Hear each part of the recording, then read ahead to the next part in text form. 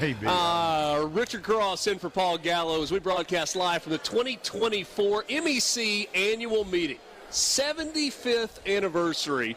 Scott Waller told us earlier today that 75 years ago there were 300 business leaders from across the state of Mississippi that came together here in Jackson and said we need to work together for the better of the state of Mississippi. And here we are, and there's a lot of good stuff that's happening.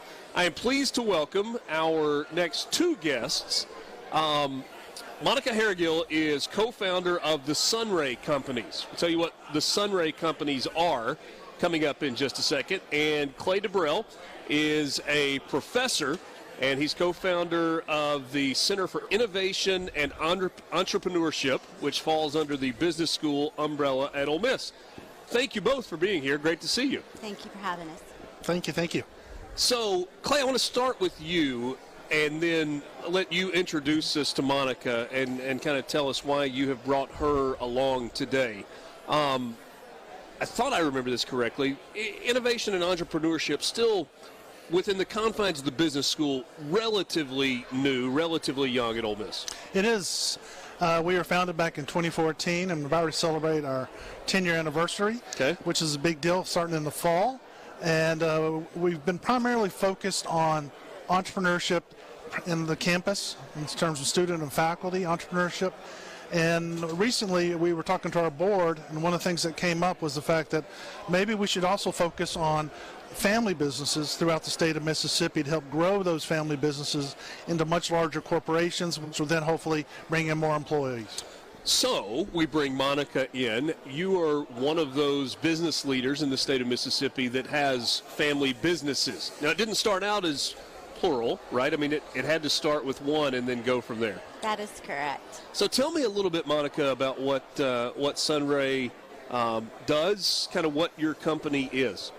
So we're a management company, and we own and operate businesses in small communities throughout the state of Mississippi, brands like Palm Beach Tan or Massage Envy or Hampton Inns, and so we're in the service-based industry. And how have you grown? How have you scaled?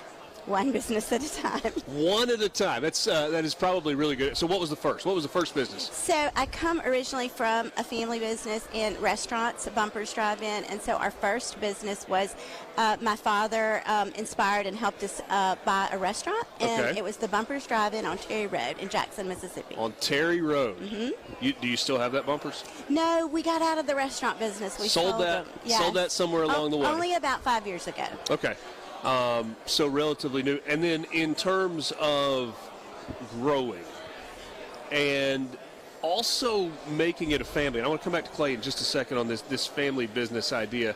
The idea of making it a family business, keeping it a family business, why is that so appealing to you? Well, I think most of our businesses that are throughout the state of Mississippi are families, like made up of families. 70% of small businesses are families. So keeping that alive for ourselves and our extended families, the people that work with us, is important to us. I think we're an economic engine in these small communities. Yeah. So, Clay, we'll focus on the family business side in a second, but I do want to go back to you talking about the focus of entrepreneurship and innovation being within students, within the campus community. It's easy to find stories about kids that went to Stanford and, took advantage of their engineering program or their business school program because there's such a focus on entrepreneurship, and that has now become something that you're seeing on the Ole Miss campus as well. Yeah, very much so. I mean, we've had some amazing success stories. We've had some of our guys go out and actually head out to Silicon Valley, do well there.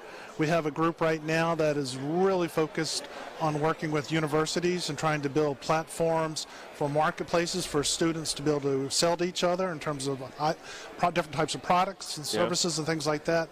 And, it's just we've had a lot of successes. We've also had some really good winners, too, in terms of, like, bakeries. So we have someone, Abacadabra Bakery up in North Mississippi is going to be opening up her bakery in the near future in the fall, and so it's been a wide gambit, but it's so exciting to see that exhilaration when you get to see capitalism in action and people being able to change their lives. So in terms of family businesses, you said that the board and some of the people said this is an area you need to talk about, need to focus on.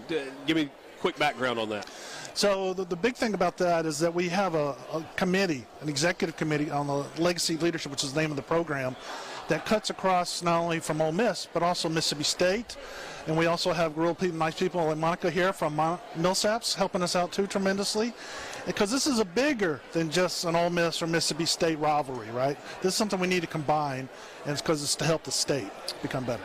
Monica, it's been interesting as we've kind of had a little bit of a theme this morning.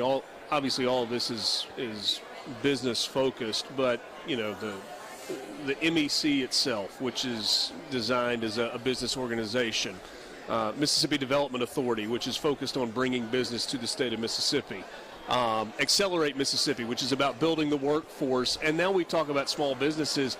All of this has to work together for us to be the best that we can be as a state.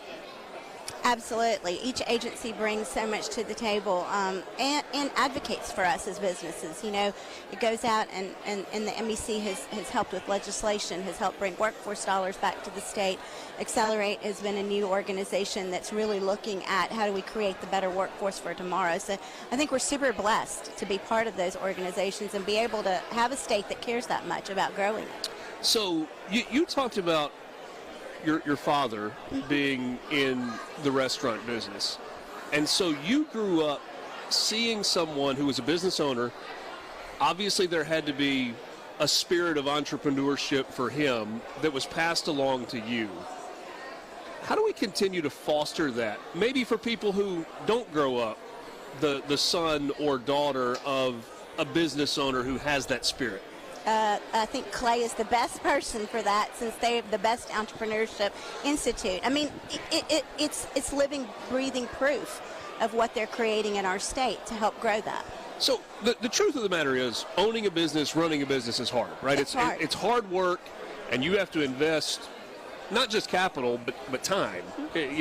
Nobody's going to do it for you, and nobody's going to run it as well as you do. But the rewards of being a business owner, how do you put that into words?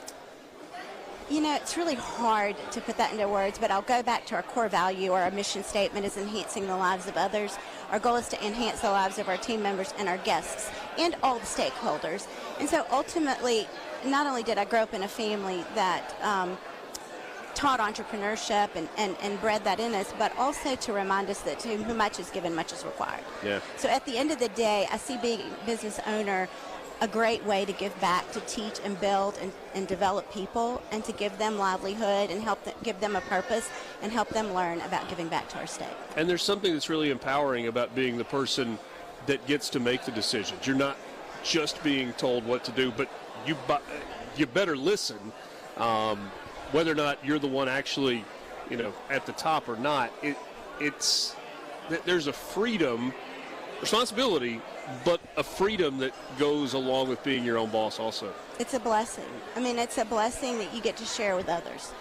Clay, what about that piece? What is the mindset of students who are coming to you and are saying, I got an idea, I want to try this, and maybe you're looking to you for guidance in trying to make that idea become a thing? Yeah, so we have a process, of course, where we guide them through in terms of helping them launch the company, see whether or not the market's feasible.